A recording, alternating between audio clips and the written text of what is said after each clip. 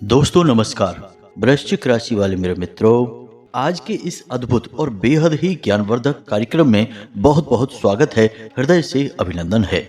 माता रानी आपकी हर मनोकामना पूरी करें और आपके हर बुरे और भले वक्त में आपके साथ रहें। दोस्तों, आपकी पूजा पाठ में जलाया गया दीपक आपको बहुत कुछ बताता है। जी हाँ दोस्तों, हम जानते हैं कि आप सच्चे मन से भगवान की पूजा आराधना करते हैं। आपका धर्म और भगवान में पूरा विश्वास है और पूजा पाठ करते समय आप दीपक भी अवश्य जलाते हैं।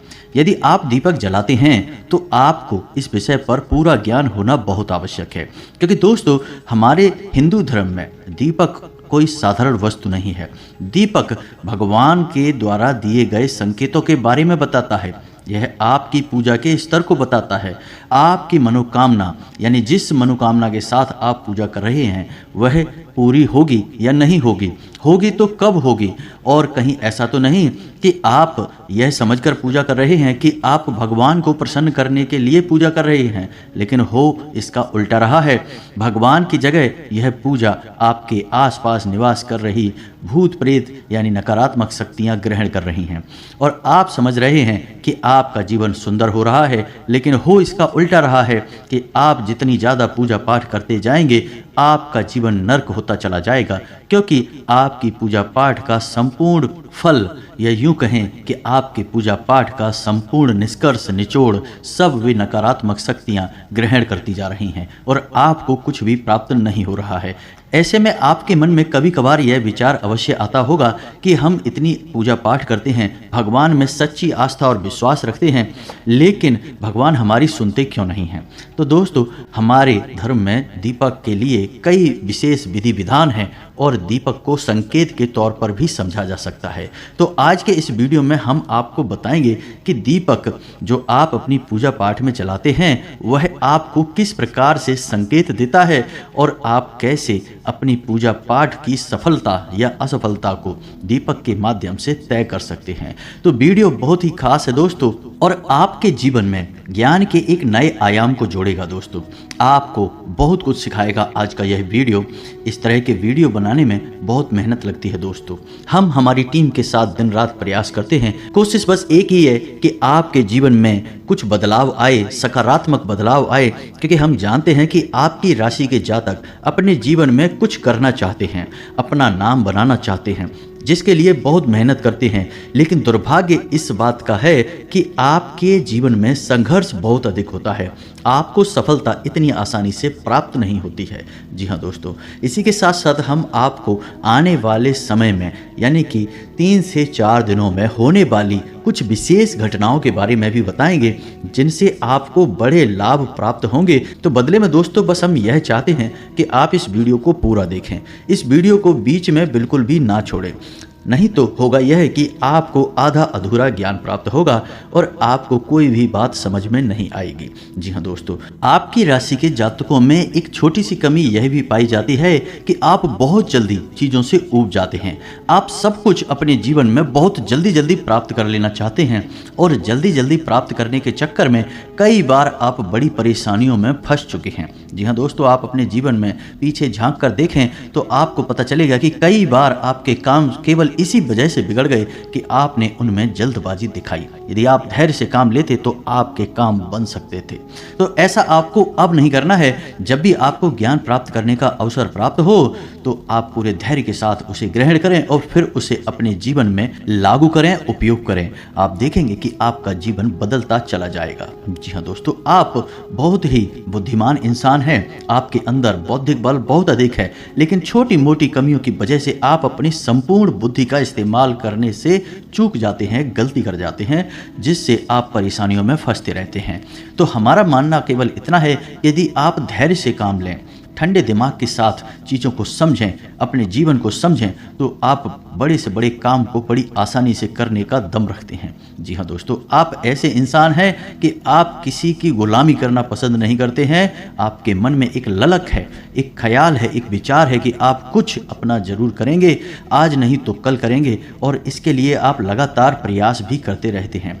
लेकिन कभी कभी जिंदगी आपको मौका नहीं देती है और देती भी है तो बहुत देर से देती है, तब तक आपके धैर्य का बांध टूट जाता है। जी हाँ दोस्तों, तो हमें आपसे बस इतना कहना है कि आप धैर्य का साथ कभी ना छोड़ें, क्योंकि जब भगवान आपको देने पर उतारू होंगे तो इतना देंगे कि आपका जीवन पूर्ण रूप से बदल जाएगा।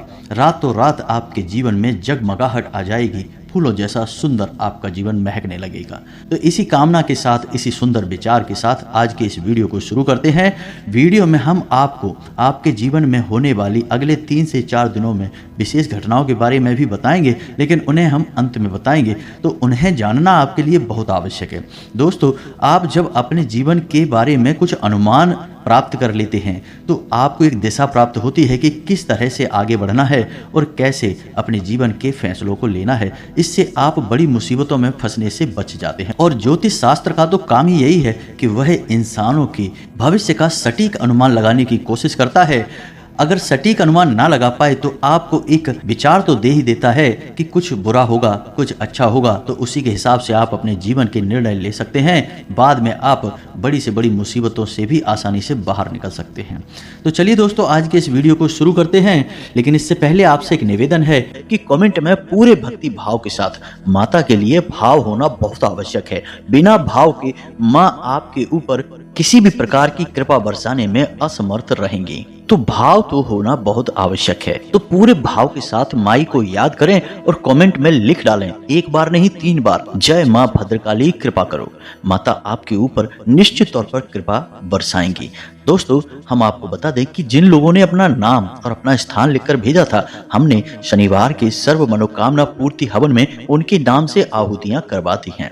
अब आप देखेंगे कि कुछ ही दिनों में उनका जीवन सकारात्मक ऊर्जा से भर जाएगा, उन्हें खुशखबरियां प्राप्त होनी शुरू हो जाएंगी, माई की पूरी कृपा उन्हें प्राप्त होने लगेगी। दोस्तों, याद रखें कि हम यदि किसी की कृपा पाना चाहते हैं तो उनके दरबार में अर्जी तो लगानी पड़ती ही है। तो इसी प्रकार आप माँ भद्रकाली के दरबार में अर्जी लगाएं। अपना नाम और अपना स्थान जहां आप रहते हैं वह कमेंट बॉक्स में बस लिखकर दे दें। यह माई का आदेश है और हम तो केवल माई के आदेश का पालन ही कर रहे हैं। शायद माई हमारे माध्यम से जन कल्याण करना चाहती है, सबके जीवन में खुशियां भर देना चाहती हैं, इसीलिए उन्होंने हमें यहाँ तक पहुँचाया है आप लोगों के सामने। तो बस अपना नाम और अपना स्थान लिखकर कमेंट में भेज दीजिए, कृपा आपके पास पहुंच जाएगी, हमारा पूरा विश्वास है। साथ ही साथ दोस्तों, आपसे एक और निवेदन है कि यदि आप चैनल पर पहली बार आए हैं तो हमारे इस चैनल परिवार को बड़ा बनाने में मदद करें। चैनल को सब्सक्राइब करके बगल में जो घंटी का निशान है उसे अवश्य ही दबा दें। यह बिल्कुल ही फ्री है, लेकिन इससे हमारा मनोबल बढ़ेगा और हमारा चैनल परिवार बड़ा होगा, जिससे हमारे माध्यम से ज्ञान और माई की कृपा अधिक से अधिक लोगों तक पहुँच पाएगी। तो चलिए दोस्तों, चैनल को सब्सक्राइब करते हैं, फिर आगे बढ़ते हैं। दोस्तों, मानकर चलिए कि आप लंबे समय से पूजा पाठ कर रहे हैं। जिस भगवान में आपकी आस्था है, आप उनकी सच्चे मन से पूजा पाठ कर रहे हैं। आप पूरे विधि विधान का भी ख्याल रखते हैं और पूजा पाठ करते करते आपको काफ़ी समय बीत गया। मानकर चलते हैं कि 1 या 2 साल या 4 साल या 6 साल बीत गए, लेकिन आपके जीवन में बदलाव नहीं आए और आपका जीवन जैसे का तैसा बना रहा, तो आपके मन में पहला ख्याल यही आएगा कि शायद भगवान आपकी सुन नहीं रहे हैं, शायद आप दुर्भाग्यशाली इंसान हैं, या फिर यूं कहें कि आपके जीवन में दुख और कष्ट ही लिख दिए गए हैं। भगवान ने आपके साथ नाइंसाफ़ी की है। लेकिन दोस्तों, ऐसा सच में नहीं होता है। हकीकत इसकी एकदम उलट भी हो सकती है। दोस्तों, हमने आपको अपने पिछले कई वीडियो में यह बात बताई है कि हमारे जीवन में हमें क्या प्राप्त होगा।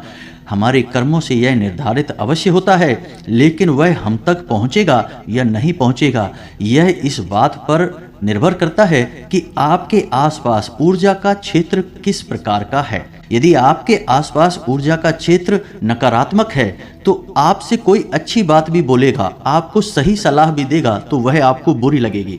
आपकी तरफ कोई अच्छी चीज भी आएगी तो वह आपके पास पहुंचते पहुंचते बुरी हो जाएगी। यानी कि कोई आपकी मदद करने की कोशिश भी करेगा तो आपके साथ उल्टा हो जाएगा। और ठीक इसका उल्टा भी होगा कि आप किसी की मदद करने की कोशिश करेंगे लेकिन उसके साथ गलत हो जाएगा और आपके ऊपर लांछन लग जाएगा। जी हाँ दोस्तों, आप अपने जीवन में जो भी फैसले लेंगे वे गलत फैसले साबित होंगे और अंत में लोग आपका मजाक उड़ाएंगे और आपकी बौद्धिक क्षमता पर ही प्रश्न चिन्ह लग जाएगा। तो यह बड़ी ही परेशानी का विषय है दोस्तों। तो ऐसे में आपका दायित्व क्या बनता है, आपको सबसे पहले क्या करना है? सबसे पहले आपको अपनी आसपास के ऊर्जा क्षेत्र को शुद्ध करना है, पवित्र करना है। जी हाँ दोस्तों, अब आसपास के ऊर्जा क्षेत्र से क्या मतलब है हमारा? तो दोस्तों आप समझिए कि ऊर्जा क्षेत्र क्या है। आपने तस्वीरों में भगवान को तो देखा ही होगा, और भगवान को तो देखा ही है, लेकिन पुराने जमाने के जो ऋषि मुनि संत होते थे, जो बहुत ऊंचे स्तर के अध्यात्म को हासिल कर लेते थे, स्वयं भगवान के दर्शन कर लिया करते थे, तो उनकी तस्वीर कभी आपने देखी होगी। तो क्या दिखाई देता है? उनके चेहरे के पीछे आपको एक पीले रंग का आवरण दिखाई देता है, चक्र जैसा दिखाई देता है, और यह आवरण चेहरे के पास गोल दिखाई देता है, जैसे पीछे सिर के कोई सूरज चमक रहा है। लेकिन दोस्तों हम आपको बताएं कि यह आवरण ना केवल चेहरे के पीछे होता है, बल्कि पूरे शरीर के आसपास होता है, लेकिन चेहरे के पास यह बहुत तेजमय होता है, इसलिए स्पष्ट दिखाई देता है। तो यह आवरण क्यों बनाया जाता है? क्या यह केवल तस्वीर की खूबसूरती बढ़ाने के लिए होता है?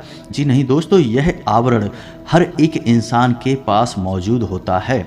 जी हाँ दोस्तों, और यह आवरण जितना शुद्ध होगा उतना ही अधिक आपके जीवन में आध्यात्मिकता होगी, धार्मिकता होगी, आपके मन में प्रेम, सच्चाई, ईमानदारी का वास होगा। जी हाँ दोस्तों, हम इसका उल्टा भी कह सकते हैं कि जितना आपके पास धार्मिकता, आध्यात्मिकता होगी, आपके मन में प्रेम, सच्चाई और ईश्वर का वास होगा, यह ऊर्जा क्षेत्र आपका शुद्ध और साफ रहेगा। जी हाँ दोस्तों, अब जो हमारा ऊर्जा क्षेत्र है यह हर इंसान के पास होता है, यह तो आप समझ गए। अब जो हमारे पास हमारा ऊर्जा क्षेत्र है, हमारा आवरण है, वह शुद्ध और अशुद्ध कैसे हो जाता है? दोस्तों उसे शुद्ध या अशुद्ध बनाने वाले हम खुद ही हैं। हम स्वयं ही उसे अशुद्ध करते हैं या शुद्ध करते हैं। यदि हमने अपनी ऊर्जा का क्षेत्र अशुद्ध कर रखा है तो हमारे द्वारा की गई पूजा पाठ, हर अच्छे कर्म का जो फल है वह नकारात्मक शक्तियां खींच लेंगी। जी हाँ दोस्तों, क्योंकि नकारात्मक शक्तियां ही आपके आसपास आकर्षित होंगी। नकारात्मक ऊर्जा क्षेत्र नकारात्मक शक्तियों को ही खींचेगा और सकारात्मक ऊर्जा क्षेत्र सकारात्मक शक्ति को खींचेगा, यानी भगवान की शक्ति को आपके पास खींच कर लाएगा। जी हाँ दोस्तों, तो अब बात करते हैं पूजा पाठ की। तो आप पूजा पाठ कर रहे हैं सच्चे मन से, लेकिन आपका ऊर्जा क्षेत्र दूषित है। तो ऐसे में हो यह रहा है कि आपकी पूजा पाठ जहां तक पहुंचनी चाहिए वहां तक पहुंच नहीं रही है, उसके बजाय बीच में रुकावट है नकारात्मक शक्ति की। वह आपकी पूजा पाठ के संपूर्ण फल को खुद ही सोख लेती है, आप तक पहुंचने नहीं देती। ना तो पूजा भगवान तक पहुंच रही है और ना ही भगवान के द्वारा दी गई कृपा आप तक पहुंच रही है। बीच में एक रुकावट है। जी हाँ दोस्तों, इन्हें हम भूत प्रेत कह सकते हैं। जी हाँ दोस्तों, तो अब यहाँ तक आपको समझ में आ गया कि आपके द्वारा की गई पूजा पाठ आपको फल क्यों नहीं दे पा रही है, क्योंकि आपके आसपास नकारात्मक ऊर्जा मौजूद है, वह फल आप तक पहुंचने नहीं दे रही है। ठीक है दोस्तों, यहाँ तक आपको समझ आ गया। अब बात करते हैं दीपक की, कि दीपक आपको कैसे, क्योंकि इसमें समस्या यह है कि आपके आसपास ऊर्जा का क्षेत्र जो है वह नकारात्मक है या सकारात्मक है, यह आपको कैसे पता चलेगा? आपको पता लगाना बहुत आवश्यक है, अन्यथा होगा यह कि आपका जीवन गुजर जाएगा लेकिन आप सफलता का मुंह नहीं देख पाएंगे। जी हाँ दोस्तों, आप दुख और तकलीफों में ही जीवन गुजार देंगे। कई ऐसे लोग हमने देखे हैं जो जीवन भर मेहनत करते हैं लेकिन उन्हें कभी सफलता हासिल नहीं हो पाती है। बाद में वे कभी किस्मत और कभी भगवान को दोष देते नजर आते हैं। जी हाँ दोस्तों, तो अब आपको कैसे पता चलेगा? तो इसको पता लगाने का सबसे सरल तरीका हमारे द्वारा पूजा पाठ में जलाया गया दीपक है। वैसे तो कई तरीके हैं जिनसे यह पता लगाया जा सकता है कि आपका ऊर्जा क्षेत्र शुद्ध है, सकारात्मक है या फिर अशुद्ध और नकारात्मक है। लेकिन आज हम दीपक के विषय में बात कर रहे हैं, तो दीपक के बारे में ही बताएंगे कि कैसे आपको पता चलेगा कि आपका ऊर्जा क्षेत्र नकारात्मक है, अशुद्ध है। जी हाँ दोस्तों, तो फिर आपको हम बताएंगे कि आप उसे यदि अशुद्ध है तो शुद्ध कैसे करेंगे। जी हाँ दोस्तों, तो ध्यान से सुनिए।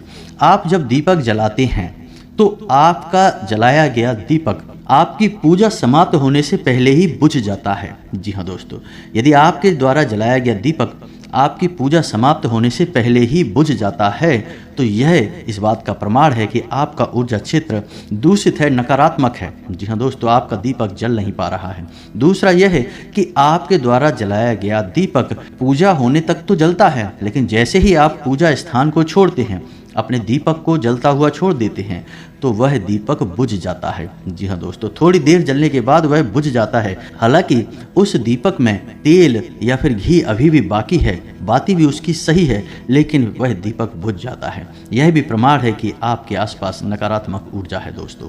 जी हाँ दोस्तों, कई बार ऐसा देखा गया है कि दीपक शुद्ध गाय के घी से जलाया जा रहा है, फिर भी उसकी बाती से सुर्ख काला धुआं निकल रहा है। जी हाँ दोस्तों, कई लोग हमसे ऐसे प्रश्न पूछते हैं कि शुद्ध गाय के घी से दीपक जलाया जा रहा है तो उसमें से धुआं नहीं निकलना चाहिए, लेकिन दीपक से तो सुर्ख काला धुआं निकल रहा है, उसकी लौ से धुआं निकल रहा है। ऐसा क्यों हो रहा है? लोग चौंक जाते हैं। लेकिन दोस्तों, यह प्रमाण है कि नकारात्मक ऊर्जा आपके आसपास मौजूद है। यह आपको किसी भी प्रकार का पुण्य, किसी भी प्रकार का फल प्राप्त होने नहीं देगी। जी हाँ दोस्तों, तो अब आपको कुछ बातों का ख्याल और रखना होगा कि जब आप पूजा कर रहे हैं और आप दिया जला रहे हैं तो दिया जलाते समय कहीं ऐसा तो नहीं करते आप कि आप किसी और से माचिस मांग कर लेते हो, या फिर आप किसी अन्य जलते हुए दिए में से अपने दिए को जला लेते हैं, या फिर आप पुराने जले हुए दिए में ही दोबारा से फिर से दिया जला देते हैं। ये सब काम यदि आप करते हैं तो यह भी बहुत गलत है। इससे आपके पूजा पाठ का फल आपको बिल्कुल भी प्राप्त नहीं होगा। जी हाँ दोस्तों, आप समझिए कि दीपक में जलती है अग्नि, और अग्नि क्या है? शुद्ध स्वरूप है ऊर्जा का। यानी कि अग्नि जब किसी शुद्ध स्थान पर जलती है तब वह पवित्र अग्नि कहलाती है। जी हाँ दोस्तों, इसीलिए तो जब हवन होता है तो उसके लिए विशेष पवित्र हवन कुंड का निर्माण किया जाता है। कहीं भी आग जलाकर आप हवन नहीं कर सकते दोस्तों, वह अग्नि पवित्र नहीं मानी जाती है। जी हाँ दोस्तों, आप समझिए कि अग्नि जब पवित्र होती है, शुद्ध होती है, तो वह जीवन को उत्पन्न कर सकती है, और यदि वह नकारात्मक और अपवित्र हो तो जीवन का विनाश भी कर सकती है। तो अग्नि का बहुत महत्व है। तो ऐसे में यदि आप दीपक जलाने में लापरवाही बरतते हैं तो वह आपकी ओर नकारात्मकता को आकर्षित करता है। जी हाँ दोस्तों, तो आपको क्या करना है कि आप अपने घर से अपनी माचिस, अपना दीपक मंदिर में लेकर जाएं। जी हाँ दोस्तों, यदि आप मंदिर में दीपक जला रहे हैं तो, यदि आप घर पे जला रहे हैं तब कोई दिक्कत नहीं है, माचिस आपकी खुद की ही होगी। फिर भी आपको घर पर जलाने के समय भी दीपक में कुछ विशेष ध्यान रखने होंगे कि आप पुराने जले हुए दीपक में ही फिर से दीपक नहीं जलाएंगे। मान के चलिए कि आपने कल पूजा की और दीपक जल चुका है और उसमें थोड़ी सी बाती और थोड़ा सा घी बाकी है, तो आपने दीपक की बाती हटाई और घी हटाया और नया दीपक फिर से जला दिया, तो यह गलत तरीका है।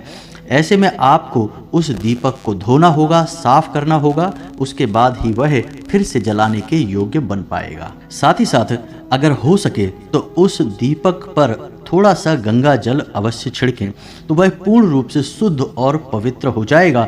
फिर आप उसमें नए दीपक को जलाइए। अब इसमें आप इस बात का भी ख्याल रखें कि घर में जो आप दीपक जलाएंगे वह पीतल का दीपक ही होना चाहिए और एक मुखी दीपक ही होना चाहिए। घर में कभी भी पंचमुखी दीपक नहीं जलाते हैं। आपने दीपक देखे होंगे कि कुछ ऐसे दीपक होते हैं जिनमें 5 बातियां लगती हैं और पंचमुखी दीपक जलता है, तो उसे हम घर में नहीं जलाते हैं, यह दोष उत्पन्न करता है। मंदिर में जलाए जाते हैं ऐसे दीपक। घर में आप एक मुखी दीपक जलाइए और पीतल का दीपक जलाइए। जी हाँ दोस्तों, कुछ लोगों के यहाँ हमने देखा है कि मिट्टी का दीपक घर में जला देते हैं। यह ठीक नहीं है, यह भी नकारात्मकता को आकर्षित करता है। हर प्रकार के दीपक का अपना अलग महत्व है दोस्तों। हमने आपको अपने पिछले एक वीडियो में बताया था कि जब आप किसी विशेष मनोकामना को मन में लेकर किसी अनुष्ठान के अंतर्गत दीपक जलाते हैं तो वह आटे का दीपक होता है। जी हाँ दोस्तों, जैसे आपने 21 दिन 11 दिन का कोई अनुष्ठान करना है, मंदिर में जाके पूजा करनी है, तो उस समय जो आप दीपक जलाएंगे वह आटे का दीपक होगा। जी हाँ दोस्तों, जब आप किसी विशेष तीज त्योहार पर दीपक जलाते हैं तो वह मिट्टी का दीपक होगा। जैसे आप दीपावली पर जो दीपक जलाते हैं वह मिट्टी के दीपक होते हैं। लेकिन जब आप नियमित दीपक जलाते हैं, अपने घर में दीपक जलाते हैं, तो वह पीतल का दीपक होना चाहिए। जी हाँ दोस्तों, आप मंदिर में भी यदि दीपक जलाते हैं तो मिट्टी का दीपक जला सकते हैं, लेकिन आटे का दीपक हर समय आपको नहीं जलाना है। आटे का दीपक आप विशेष अनुष्ठान में ही जलाएंगे, किसी विशेष मनोकामना की पूर्ति के लिए की जाने वाली पूजा में ही जलाएंगे।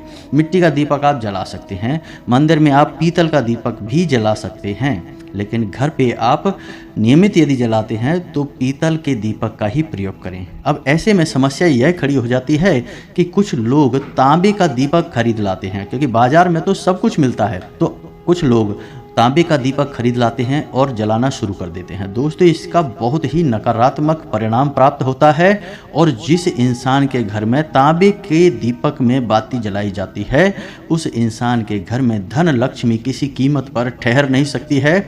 आर्थिक समस्याएं बढ़ेंगी, धन का आगमन रुकेगा, कर्जा बढ़ेगा। जी हाँ दोस्तों, तो आपको केवल और केवल पीतल का दीपक जलाना है, तांबे का या किसी अन्य धातु का नहीं। जी हाँ दोस्तों, अब आप यदि अपनी पूजा स्थल पर दीपक जलाते हैं तो उसे सीधे जमीन पर ना रखें। दीपक पवित्रता का प्रतीक होता है, तो उसे किसी न किसी चीज के ऊपर, किसी वस्तु के ऊपर, और बेहतर होगा कि आप उसे जल के कलश के ऊपर थोड़ा सा अन्न कटोरी में लें और उसके ऊपर उसे रखें। तब वह दीपक बहुत दिव्य हो जाता है और बहुत शुभ फलदायी होता है। यदि आप रोज यह नहीं कर सकते तो कम से कम उस दीपक को सीधे जमीन पर तो ना रखें। दोस्तों, कोई स्टील का टिफिन वगैरह ले लें, उसके ऊपर एक कपड़ा डालें और कपड़ा शुद्ध और पवित्र होना चाहिए, और उस कपड़े के ऊपर आप उस दीपक को रखें, तभी उस दीपक का शुभ परिणाम आपको प्राप्त होगा। जी हाँ दोस्तों, अब दीपक आप जलाते हैं तो उसकी जो बाती है उसका मुख पूर्व दिशा की ओर ही होना चाहिए। अब यदि आप रात में पूजा कर रहे हैं, रात से मतलब हमारा है कि सूर्य डूबने के बाद, यानी कि अंधेरा हो गया, फिर आप पूजा कर रहे हैं, जैसे 9 बजे के आसपास पूजा कर रहे हैं, तब दीपक की बाती का मुख उत्तर दिशा की ओर होना चाहिए। जी हाँ दोस्तों, और दिन में यदि आप पूजा कर रहे हैं, यानी जब सूर्य आसमान पर हैं तब आप पूजा कर रहे हैं, तब दीपक की बाती का मुख पूर्व दिशा की ओर होना चाहिए। जी हाँ दोस्तों, भूल कर भी दीपक की बाती का मुख दक्षिण दिशा की ओर नहीं करना है, यह विशेष ध्यान रखना है आपको। जी हाँ दोस्तों, अब एक छोटी सी बात और जो कि गलत होती है लेकिन लोग अक्सर कर देते हैं कि मानकर चलते हैं कि आपके घर में 2-3 तरह के दीपक पड़े हैं, तो आपने पूजा करना शुरू किया और जो भी दीपक आपके हाथ में आ गया आपने उठाकर उसमें लौ जला दी, दीपक जला दिया। तो अब हो ये रहा है कि एक दिन आप इस दीपक में, दूसरे दिन आप उस दीपक में, और तीसरे दिन आप किसी अन्य दीपक में अपनी ज्योति जला रहे हैं। अब इससे हो ये रहा है कि आपको शुद्धता और पवित्रता प्राप्त नहीं होगी, आपकी पूजा का फल आपको प्राप्त नहीं होगा। तो दीपक को जलाने का विधान यह कहता है कि आप जिस दीपक को चुने फिर लगातार उसी दीपक में आपको बाती जलानी है, और जिस दीपक में आप बाती जलाते हैं उस दीपक में कोई अन्य व्यक्ति बाती नहीं जला सकता है।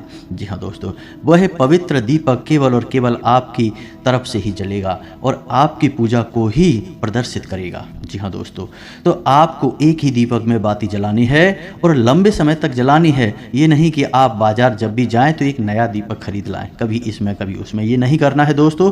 जल्दी जल्दी दीपक नहीं बदलना है। यदि आप लंबे समय तक दीपक जलाएंगे तो कम से कम 8 से 10 साल आपका एक दीपक जल जाएगा। जी हाँ दोस्तों, यदि वह इतनी अवधि में खराब भी हो जाता है, फूट भी जाता है या कुछ और उसमें नुकसान हो जाता है, तो उस दीपक को आपको फेंकना नहीं है, वह जागृत हो चुका है। जी हाँ दोस्तों, आप यकीन मानिए कि उस दीपक में भरकर जल लेकर आप किसी बीमार व्यक्ति को यदि पिला देंगे तो वह बीमार व्यक्ति भी स्वस्थ होने लगेगा, क्योंकि वह दीपक जागृत हो चुका है। जी हाँ दोस्तों, आपके मंत्रों की शक्ति उस दीपक में भी समाहित हुई है। तो फूटने के बाद भी उस दीपक को आप अपने पास रखें, यदि नहीं फूटता है तो भी उसे आप अपने पास रखें और उसी का प्रयोग करते रहें। जी हाँ दोस्तों, देवी भागवत में यह लिखा हुआ है कि यदि कोई दीपक 5 से 7 वर्षों तक रोज नियमित जलाया जाता है तो वह जागृत हो जाता है, फिर देवी देवताओं की शक्ति उस दीपक में भी समाहित हो जाती है। जी हाँ दोस्तों, तो यह है दीपक का महत्व और दीपक की शक्ति। तो यहाँ तक आपको समझ में आ गया होगा कि आपको क्या नहीं करना है। अब हम आपको दीपक से जुड़ी कुछ अच्छी बातें बताते हैं। यदि आप पूजा कर रहे हैं और पूजा करते करते आपकी बाती में फूल बनता है तो आप समझ जाइए कि आपकी पूजा स्वीकार हो चुकी है और पूर्ण रूप से देवी देवता आपकी पूजा ग्रहण कर रहे हैं। ऐसे में आपको बहुत जल्दी शुभ परिणाम प्राप्त होने वाले हैं, खुशखबरियां मिलने वाली हैं, आप प्रसन्न हो जाइए। जी हाँ दोस्तों, असंभव है कि यदि आपकी बाती में फूल बन रहा है और आपके जीवन में परेशानियां रहें, ऐसा असंभव है दोस्तों। तो आप खुश हो जाइए। दूसरा यह है कि यदि आप पूजा कर रहे हैं, दीपक जला रहे हैं और रोज नियमित उसमें फूल बन रहा है और फूल का जो मुख है एक गुलाब की पत्ती जैसा, कली जैसा एक फूल बनेगा, तो उसे ईश्वर की आंख माना जाता है। जी हाँ दोस्तों, ऐसा माना जाता है कि ईश्वर की आंख है वह, यानी ईश्वर आपको देख रहे हैं। तो यदि आपकी तरफ मुख करके वह फूल बन रहा है तो आप बहुत ही भाग्यशाली हैं दोस्तों। अब भगवान ने आपका हाथ पकड़ लिया है, अब आपके जीवन में कोई कष्ट और परेशानी नहीं आएंगी। जी हाँ दोस्तों, बाती में फूल बनने का, यानी इसे दीपक का फूल कहते हैं, इसके भी कई प्रकार होते हैं और उनके अलग अलग फल और परिणाम होते हैं। इसके विषय में हम किसी अन्य वीडियो में बात करेंगे, लेकिन अभी फिलहाल हम आपको फूल के विषय में ही बता देते हैं कि फूल बने तो आप समझ जाइए कि आपकी पूजा काम कर रही है, सही जगह पर जा रही है। जी हाँ दोस्तों, अब जो फूल बन रहा है आप उसका उपयोग कैसे करेंगे, उस फूल का क्या करेंगे, क्योंकि यदि आपने उस फूल को ज्यों का त्यों छोड़ दिया तो वह झड़ जाएगा। जी हाँ दोस्तों, तो आपको क्या करना है, जब आपका दीपक शांत हो जाए, ठंडा हो जाए, उसके बाद आपको उस फूल को लेना है अपनी उंगली पर। जी हाँ दोस्तों, आप उसे अपनी उंगली पर ले सकते हैं और कोशिश करें कि उसे अपनी अनामिका उंगली पर ही लें। जी हाँ दोस्तों, जिस उंगली से हम अपने माथे पर टीका लगाते हैं उसी उंगली पर उस फूल को लें और उसे एक छोटी सी डिब्बी में इकट्ठे करते चलें। जी हाँ दोस्तों, याद रखना है कि आपको केवल फूल लेना है, बाती का जला हुआ हिस्सा नहीं। तो आप उसे किसी डिब्बी में इकट्ठा करते चलें। जब कुछ दिन हो जाएं, जैसे कि 11 दिन या 21 दिन हो जाएं, उसके बाद उस फूल में आप गाय का घी मिला लें। जी हाँ दोस्तों, और उसके बाद उसे अच्छी तरह से मिलाने के बाद आप जब अपने माथे पर टीका लगाएं। जी हाँ दोस्तों, जो भी टीका आप लगाते हैं, लाल टीका लगाते हैं या चंदन का टीका लगाते हैं, तो उसके नीचे दोनों आंखों के ठीक बीचों बीच छोटी सी एक बिंदी उसी फूल की लगानी है। जी हाँ दोस्तों, छोटी सी बिंदी लगानी है। आप देखेंगे कि आपका आत्मविश्वास बहुत अधिक बढ़ जाएगा। आप जिस काम में भी हाथ डालेंगे आपको कामयाबी मिलेगी। जी हाँ दोस्तों, यह ईश्वर का प्रसाद है, ईश्वर की कृपा है। आपने देखा होगा कि बड़े बड़े संत हैं, बड़े बड़े साधु महात्मा हैं, उनके टीके के बीच छोटी सी एक बिंदी काली टीके की अवश्य होती है। जी हाँ दोस्तों, और ऐसा उन संतों के माथे पर अवश्य होता है जिनके अंदर गजब का आकर्षण होता है। जी हाँ दोस्तों, लोग उनसे बहुत प्रभावित होते हैं। ऐसे संतों के माथे पर आप वह काली टिक्की, वह काली बिंदी आप अवश्य देखेंगे। वह उसी फूल की बिंदी होती है, वह सिद्ध होती है दोस्तों। तो आपको भी इस बिंदी को लगाना है। आप इसके परिणाम अपने जीवन में देखेंगे, आपका जीवन पूर्ण रूप से बदल जाएगा दोस्तों, हम कह रहे हैं आपसे। जी हाँ दोस्तों, अब आपको कुछ विशेष बताएं, आने वाले 3 से 4 दिनों में आपकी राशि में कुछ ऐसे योगों का निर्माण हो रहा है जिनसे आपको व्यापार में उन्नति प्राप्त होगी। आप निवेश करेंगे, आपको अच्छे रिटर्न प्राप्त होंगे, अच्छा फायदा प्राप्त होगा। जी हाँ दोस्तों, और आप किसी को उधार दे सकते हैं, आपका उधार सही समय पर वापस भी आएगा। लेकिन हम आपसे यह कहेंगे कि आप ब्याज आदि पर उधार ना दें, किसी की मदद करने के लिए दे सकते हैं। बिजनेस करने के लिए, पैसा कमाने के लिए आप किसी अन्य प्रकार के कार्य को कर सकते हैं। ब्याज पर पैसा देने वाला कार्य हमारे शास्त्रों में वर्जित है, तो आप इसे ना करें। किसी भूमि या भवन के खरीद के योग भी बन रहे हैं। जी हाँ दोस्तों, यदि आप उसे खरीदेंगे नहीं तो कम से कम आपके जीवन में इस प्रकार की परिस्थितियां बनने लगेंगी कि नज़दीकी भविष्य में आप किसी नए वाहन को खरीदेंगे या फिर किसी भूमि आदि का सौदा आपके जीवन में होगा जो आपके लिए हितकर होगा। जी हाँ दोस्तों, इसी के साथ साथ आपको स्वास्थ्य को लेकर थोड़ा सा सतर्क रहने की आवश्यकता रहेगी। पेट से जुड़े रोग आपको परेशान कर सकते हैं, संक्रमण हो सकता है, तो खाने पीने पर आपको ध्यान देने की आवश्यकता रहेगी। और इन सबसे महत्वपूर्ण बात कि आप अपने जीवन के किसी भी बड़े फैसले की तैयारी करेंगे, यानी कोई बड़ा फैसला लेने का मन बनाएंगे, कोई ऐसा कार्य करने का, कोई ऐसा बड़ा निर्णय लेने की कोशिश करेंगे जिससे आपके जीवन में बहुत बड़े बदलाव आएंगे। जी हाँ दोस्तों, कोई बड़े व्यापार की शुरुआत हो सकती है या फिर कोई भी बड़ा बदलाव आप अपने जीवन में करने के लिए फैसले लेंगे। तो ऐसे में महत्वपूर्ण बात यह है कि किसी अनुभवी व्यक्ति की सलाह लें, घर के बड़े बुजुर्गों से बात करें, तभी अपने जीवन के बड़े फैसले लें। जी हाँ दोस्तों, आप स्वयं भी बड़े फैसले लेने में सक्षम हैं, लेकिन बेहतर यह होगा कि आप अपने शुभ चिंतकों की सलाह भी अवश्य लें और उस सलाह को सही तरह से अपने जीवन में लागू भी करें, तो आपको बहुत अच्छे परिणाम प्राप्त हो सकते हैं। जी हाँ दोस्तों, तो यह तो था आपको धर्म और ज्योतिष का मिला जुला सा ज्ञान। यदि आपको इस विषय पर कोई प्रश्न है, आपके मन में कोई विचार है, तो आप कमेंट करके पूछें, हम आपके कमेंट के प्रश्नों के पढ़कर जवाब देने की पूरी कोशिश करेंगे। दोस्तों, हम आपको बता दें कि आपका दाम्पत्य जीवन बहुत अच्छा चलने वाला है, लेकिन यदि आप जोश दिखाएंगे यानी कि बोलते समय अपना होश खो देंगे तो आपके दाम्पत्य जीवन में कलह क्लेश का माहौल बन सकता है। आपको इस बात का ख्याल रखना है। प्रेमियों को सतर्क रहने की आवश्यकता रहेगी। किसी तीसरे व्यक्ति की बात बिल्कुल न माने। वह आपके प्रेम संबंध से जलता है, आप में फूट कराना चाहता है। आप अपने प्रेमी पर पूर्ण विश्वास रखें और अपने संबंधों में सच्चाई रखने की पूरी कोशिश करें। बस यही आपको सलाह रहेगी। इसी के साथ साथ आज के इस वीडियो को विराम देते हैं। मिलते हैं अगले ज्ञानवर्धक वीडियो में। तब तक के लिए धन्यवाद। जय माता की।